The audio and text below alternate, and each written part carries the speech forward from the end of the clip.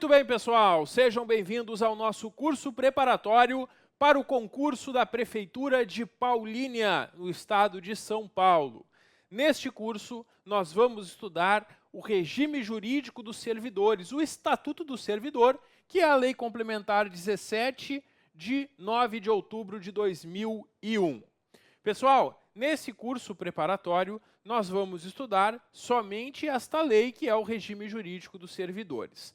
No edital do concurso da Prefeitura, eles colocaram junto com o Estatuto alguns assuntos que não estão no Estatuto e, portanto, nós não vamos estudar neste curso.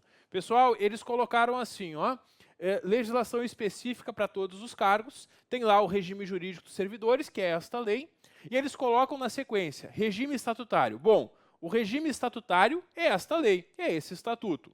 O regime disciplinar são as infrações e as punições aplicáveis que nós vamos estudar aqui também nesta lei.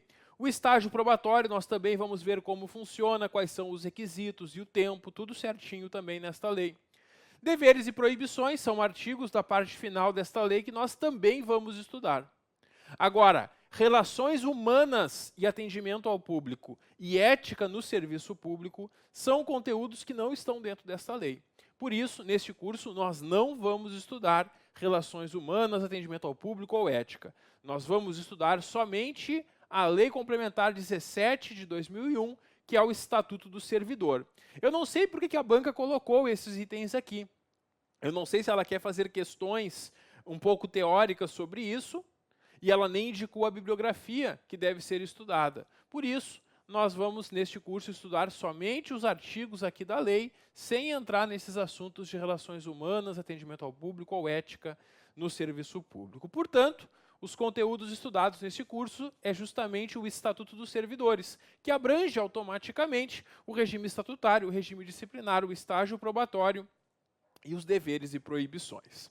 Muito bem, então vamos ao que interessa, vamos iniciar o nosso estudo. Qual é o nosso método aqui de estudo utilizado neste curso? Vocês têm, tudo que eu estou mostrando aqui na tela, vocês têm um arquivo em PDF com toda a legislação atualizada do município. E aí, ao longo das aulas, eu vou explicar para vocês os artigos, vocês vão fazendo a leitura enquanto assistem a aula.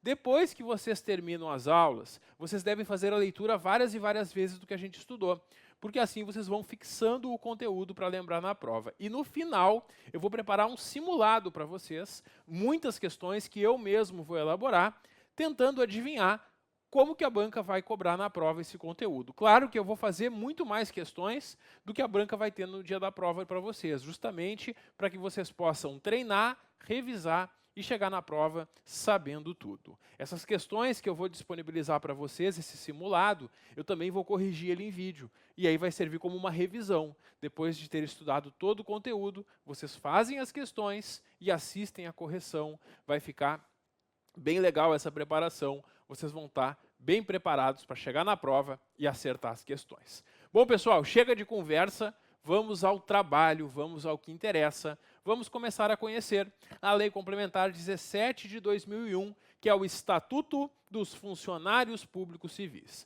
Pessoal, cada município tem o seu Estatuto dos Servidores. Então, os direitos do servidor de Paulínia não são os mesmos dos direitos do servidor de Jaguariúna ou do servidor de Campinas, porque cada município tem a sua legislação.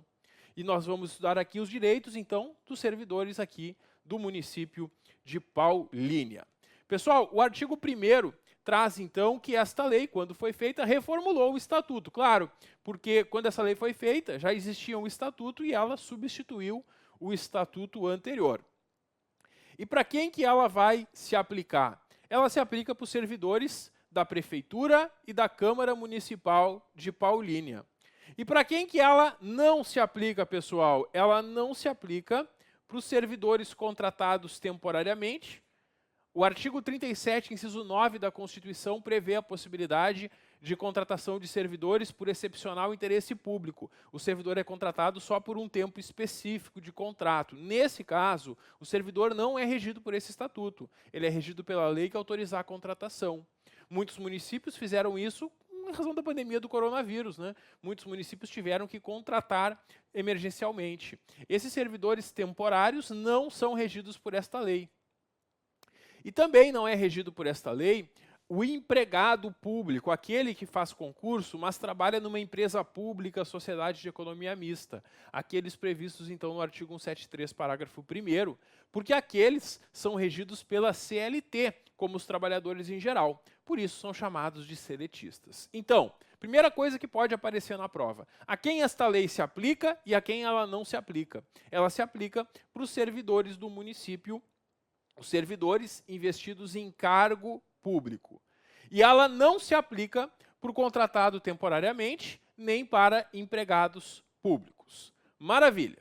Então vamos agora no artigo 2º conhecer o conceito de funcionário público. Quem é funcionário público para esta lei? É a pessoa investida em um cargo público. O cargo público pode ser efetivo ou em comissão. Cargo efetivo é esse que você vai conquistar agora passando no concurso.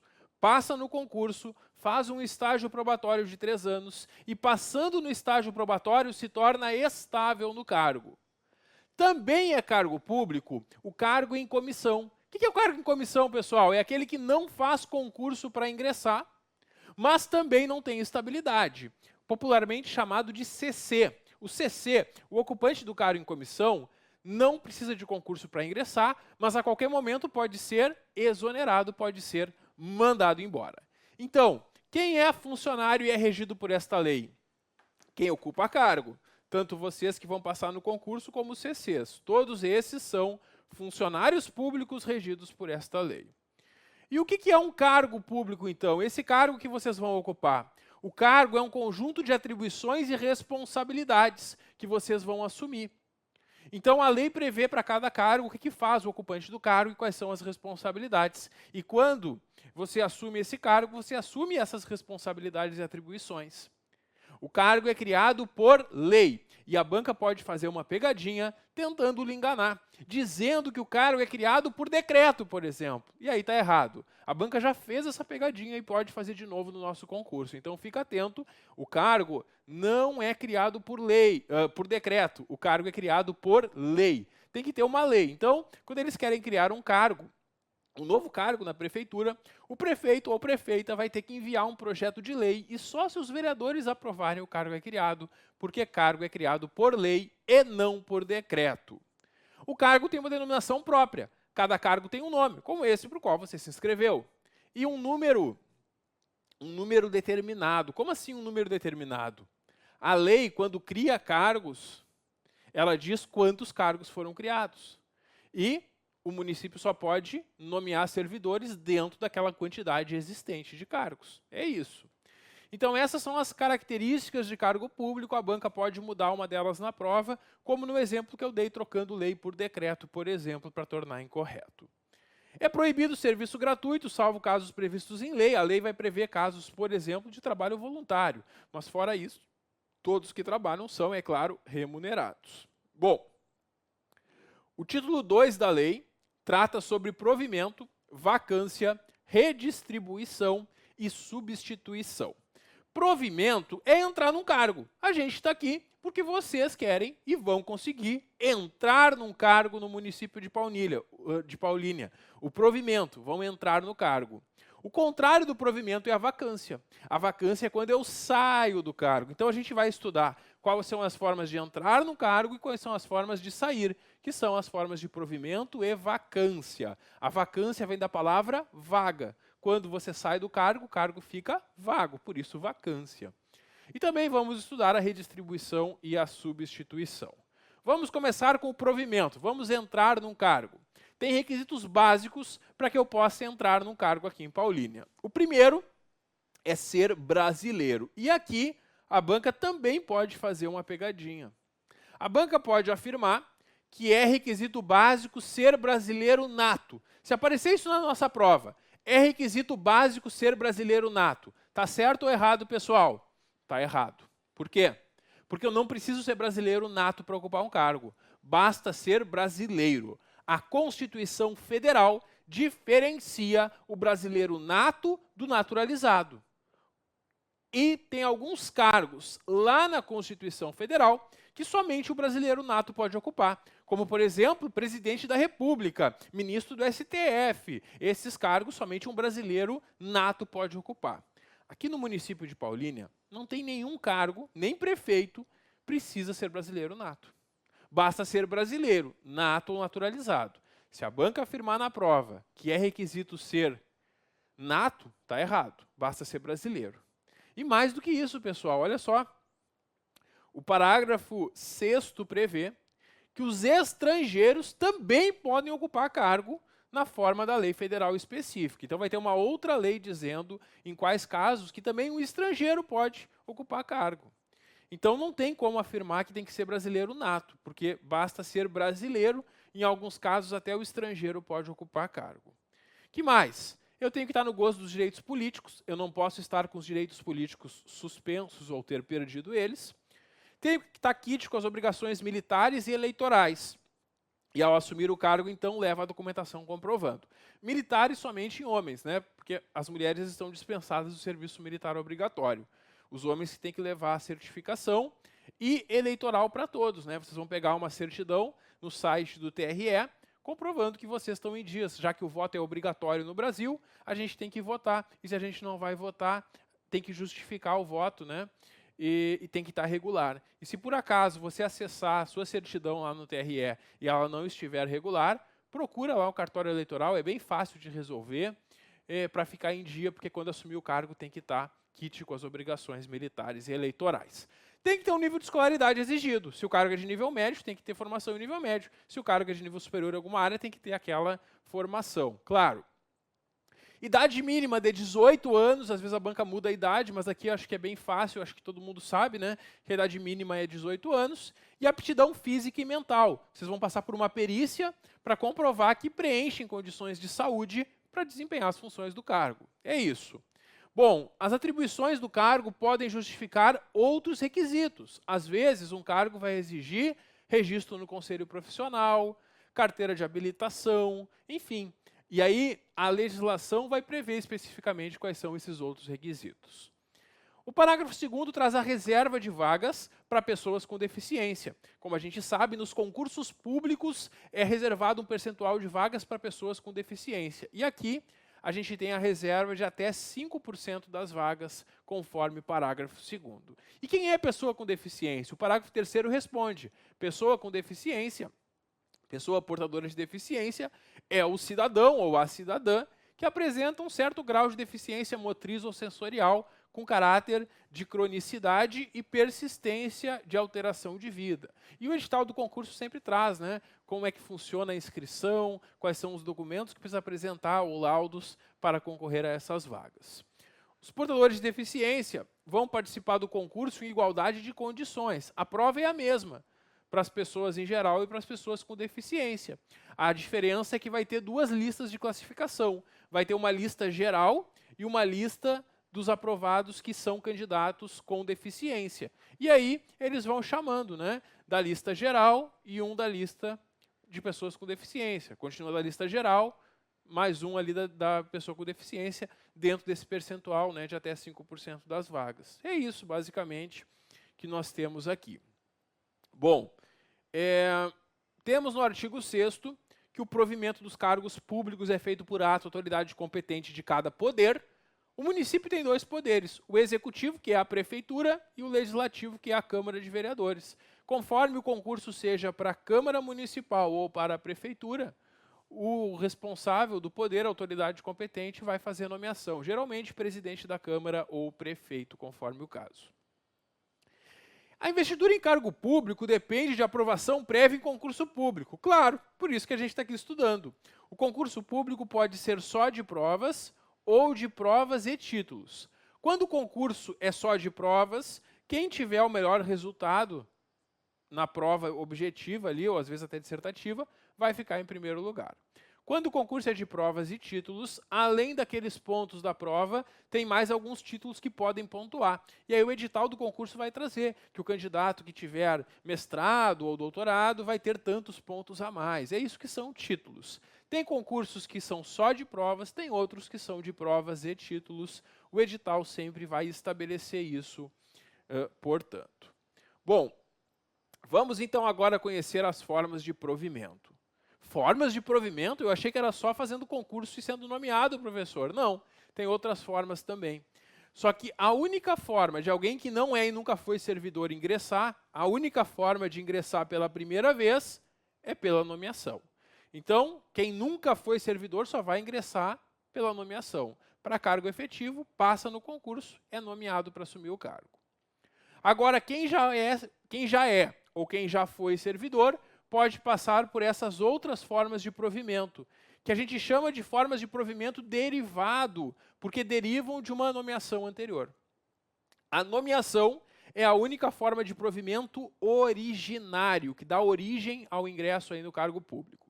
Bom, aí depois que eu já fui nomeado, eu posso ser promovido. Promoção é o crescimento na carreira, porque os cargos costumam ser organizados em carreira. Vocês entram na classe inicial e com o tempo podem ser promovidos dentro dessa carreira. Maravilha.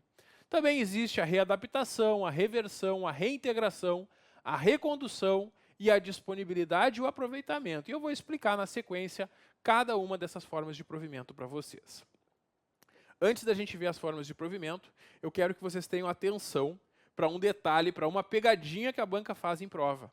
Ela vai tentar lhe enganar misturando, confundindo as formas de provimento, que são as formas de entrar, com as formas de vacância, que são as formas de sair do cargo. As formas de vacância nós vamos estudar lá no artigo 30. As formas de provimento são essas aqui do artigo 8º. E quando vocês olham lado a lado, e é por isso que eu fiz esse quadro, vocês vão perceber que tem formas que são ao mesmo tempo provimento e vacância. Por quê? O servidor está num cargo e vai para outro. Se eu estou no cargo inicial da carreira, se eu saio dele e vou para o cargo seguinte na carreira por promoção, o que vai acontecer? Eu estou saindo de um cargo A, vacância, e entrando num cargo B, que é forma de provimento. Percebeu? Ao mesmo tempo, eu saio de um cargo e vou para outro. E isso acontece na promoção e na readaptação. Então, se a banca perguntar na prova, quais são as duas formas que são ao mesmo tempo provimento e vacância de cargo? Vocês vão responder a promoção e a readaptação. Porque tanto na promoção como na readaptação, o servidor sai de um cargo, vacância, e ingressa em outro, provimento. As outras que nós temos, ou são apenas formas de provimento, ou são apenas formas de vacância, como a gente vai estudar na sequência. Sobre a nomeação é a principal forma de ingressar. É o ato pelo qual o cargo é atribuído ao servidor. A nomeação pode ser em caráter efetivo ou em comissão. Caráter efetivo, quem passa no concurso vai ser nomeado para o cargo efetivo. Em comissão é para aqueles de confiança, aqueles que não fazem concurso para ingressar, que têm livre nomeação, mas também livre exoneração. Significa que a qualquer momento podem ser mandados embora, podem ser exonerados. A nomeação para o cargo de carreira ou isolado de provimento efetivo depende de aprovação em concurso, claro, obedecida à ordem de classificação. Por isso que você vai estudar para ficar no primeiro lugar, na primeira colocação. E o prazo de validade, porque só pode nomear candidatos aprovados no concurso dentro do prazo de validade. Bom, tem um requisito indispensável para a nomeação para o cargo, que é apresentar certidão negativa criminal. É necessário, então, também, para assumir o cargo, apresentar uma certidão negativa criminal. Sobre o concurso público. O concurso público pode ser só de provas ou provas e títulos, pode ter mais de uma etapa, né? E ele vai ter validade de 2 anos a contar da sua homologação, podendo ser prorrogado uma vez por igual período. O prazo de validade é o período no qual o município pode convocar aqueles que passaram no concurso. E o prazo de validade é de 2 anos, prorrogável por mais 2. Quando o edital traz 2 anos e se prorroga por mais 2, durante 4 anos o município pode nomear aqueles que passaram no concurso público. Por isso, vale muito a pena fazer esses concursos, porque é muito comum, principalmente em prefeituras, que sejam convocados candidatos além das vagas. E aí eu fiz um concurso que tinha uma vaga só, fiquei em 3º lugar. Tenho chance? Claro, porque durante 4 anos, se surgirem novas vagas nesse cargo e a prefeitura quiser nomear, ela vai convocar você que está ali na lista de espera, que está ali naquele cadastro reserva. Então, o concurso é feito não só para essas vagas que estão no edital, ele é feito também para todas as vagas que surgirem ou que forem necessárias ao longo dos próximos anos. E geralmente vai atingir a validade de 4 anos, 2 prorrogado depois por mais 2. Muito bem. Agora nós temos a posse e o exercício. Bom, a nomeação é aquele momento que você, que passou no concurso, é chamado para assumir o cargo. Só que quando você é nomeado, a prefeitura não sabe se você quer o cargo. E também não sabe se você preenche os requisitos para assumir o cargo. Porque é aqui na posse que você vai dizer que aceita o cargo. E também é aqui na posse que você vai demonstrar que preenche os requisitos. Tem um prazo. Você vai ter 10 dias para comparecer e dizer, eu que passei no concurso quero esse cargo. E aí você vai tomar posse apresentando toda a documentação. O prazo, então, é de 10 dias. Professor, o que acontece se eu perder esse prazo? Perdeu o cargo. Isso mesmo. Quem perder esse prazo, perde o cargo. O parágrafo 5º prevê que vai ser tornado sem efeito o ato de provimento se o candidato designado não se investir na posse do cargo no prazo, salvo, é claro, motivo de força maior. Se o candidato demonstrar que tem algum problema que impediu ele de aparecer lá, isso até pode ser justificado. Então, pessoal, é isso. Tem que ficar ligado. Quando a gente passa no concurso, a gente já deve entrar em contato lá com o órgão para saber mais ou menos quando é a previsão de convocarem, para ficar atento para não perder esse prazo, porque quando você é nomeado, quando você é chamado para assumir o cargo, você tem o prazo de 10 dias para comparecer e tomar posse. Depois que você tomar posse no cargo, tem um prazo ainda para entrar em exercício, e é isso que a gente tem logo abaixo aqui. O prazo de exercício, que é de 30 dias aqui, conforme artigo 14. Então, 10 dias para posse, 30 dias para exercício. Então, quando eu tomei posse e comprovei que eu preencho todos os requisitos e quero assumir o cargo, eu vou conhecer a minha chefia, o lugar onde eu vou trabalhar, e eu tenho 30 dias para começar a trabalhar. Eu já posso, no mesmo dia, pedir para começar. Eu posso chegar e dizer, olha, estou doido para começar a trabalhar, quero começar agora mesmo. Já pode entrar em exercício. Agora, se você está se mudando de cidade, está deixando um outro trabalho, enfim, se tem alguma coisa que você precisa resolver antes de assumir o novo cargo, você tem um prazo aí de 30 dias para se organizar e começar a trabalhar. Então, fica ligado na hora da prova, fica atento. Se a banca perguntar o prazo de posse, a resposta, 10 dias. Se ela perguntar o prazo para entrar em exercício, aí a resposta vai ser 30 dias. Bom, e quem já é servidor municipal e vai tomar posse e está afastado legalmente, o prazo é contado a partir do término do afastamento. Claro, imagina uma servidora do município que está de licença gestante e é chamada para assumir um novo cargo porque passou em outro concurso. Ela não vai interromper a licença gestante para assumir esse cargo nesse prazo. Ela vai comunicar, olha, eu estou de licença gestante. Assim que terminar minha licença, eu vou, dentro do prazo de 10 dias após a licença, comparecer para a posse. É isso. Só tem posse no caso de nomeação. As outras formas de provimento não vai ter posse de novo. E no ato da sua posse, você vai apresentar uma declaração dos bens e valores que constituem o seu patrimônio. Essa declaração vocês devem entregar, então, para assumir o cargo. Pode ser aquela mesma que a gente preenche no imposto de renda. Todo ano ali tem uma parte do imposto de renda que é a declaração de bens e rendas do patrimônio, né? E aí você pode levar aquela documentação mesmo para comprovar o seu patrimônio. Para tomar posse, tem que passar, é claro, por uma inspeção médica oficial. E aí vocês vão demonstrar nessa inspeção médica que vocês reúnem condições de saúde, claro, para desempenhar o cargo. Bom, quando você é convocado para essa inspeção médica, com prazo de pelo menos 5 dias, prazo não inferior a 5 dias, e você não comparece nessa inspeção, que é o exame admissional, perde a vaga. Então, quando você passou no concurso e foi chamado para posse, você vai ter 10 dias para comparecer. Compareceu dentro desse prazo, vai ter um prazo de no mínimo 5 dias para fazer a inspeção de saúde. Eles vão lhe indicar esse prazo e você vai lá fazer. Se não fizer nesse prazo, também vai perder a vaga. Então, se eu não apareço nesse prazo para fazer o exame de saúde, eu perco o cargo. Se eu não tomo posse no prazo de 10 dias, eu perco o cargo. Se eu não entro em exercício em 30 dias, eu também perco o cargo. É isso mesmo. Então, tem que cuidar com esses prazos todos. Bom, mas tem uma pequena diferença quando eu perco o prazo de posse de quando eu perco o prazo de exercício. E essa diferença aqui tem uma explicação lógica.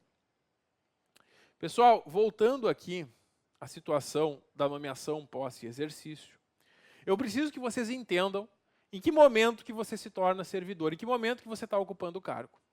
Fui nomeado, professor, fiquei em primeiro lugar. Já sou servidor? Já estou no cargo? Não. Quando você é nomeado, você está sendo chamado para assumir.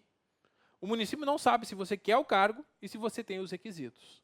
Você vai demonstrar isso quando tomar posse. E é nesse momento que você se torna servidor, que você está ocupando o cargo. Então, aqui eu ainda não estou no cargo.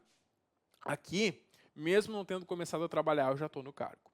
Então, se eu perder este prazo de 10 dias, eu nem entrei no cargo.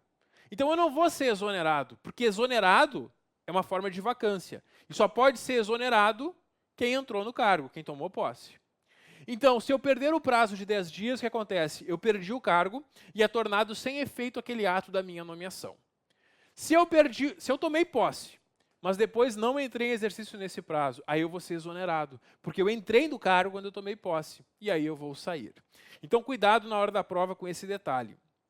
Quem perder o prazo para tomar posse não é exonerado porque nem assumiu o cargo. Só vai ter tornado sem efeito a sua nomeação e o município vai convocar o próximo lá da classificação do concurso. Se eu tomei posse, mas perdi o prazo de exercício, bom, aí eu cheguei a tomar posse, aí eu vou ser exonerado do cargo e também o município vai convocar o próximo lá do concurso. É só uma diferença técnica, que quando se perde posse, torna sem efeito, quando perde exercício é exoneração. E se a banca inverter, trocar um pelo outro, está errado. Assim como também vai estar errado se a banca trocar a exoneração por demissão. Porque a demissão é uma pena disciplinar. Só vai ser demitido quem cometeu uma falta disciplinar e respondeu a um processo disciplinar. O servidor que não entrou em exercício não está sendo demitido, ele é apenas exonerado. Bom, tudo que envolve a vida funcional do servidor vai ser registrado no assentamento individual do funcionário. O início, a suspensão e o reinício. Tudo isso, então, vai ser registrado. E ao entrar em exercício, o funcionário apresenta ao órgão competente os elementos necessários para o seu assentamento individual. Muito bem.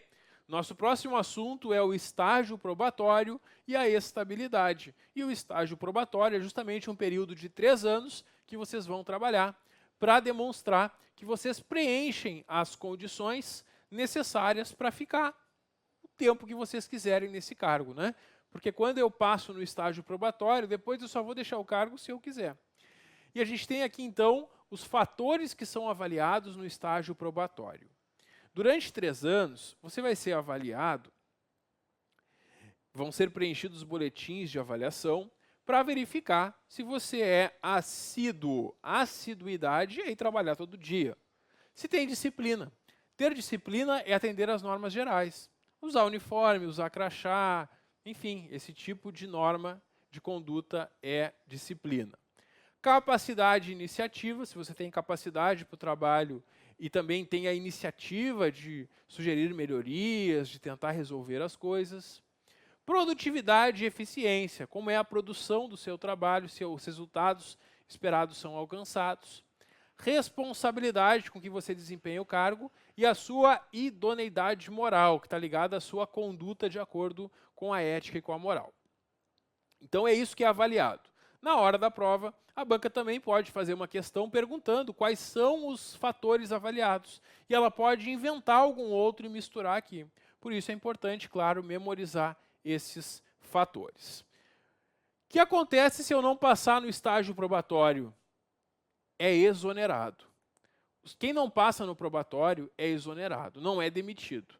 Porque demissão, como eu já falei, é pena disciplinar. Se a banca afirmar que o servidor que não passar no probatório vai ser demitido, está errado. Ele é exonerado. Isso quando ele não era servidor. Quem já é servidor do município, já é estável num cargo, faz concurso para outro cargo e não passa no probatório do novo cargo, pode voltar para o cargo anterior. E isso a gente chama de recondução.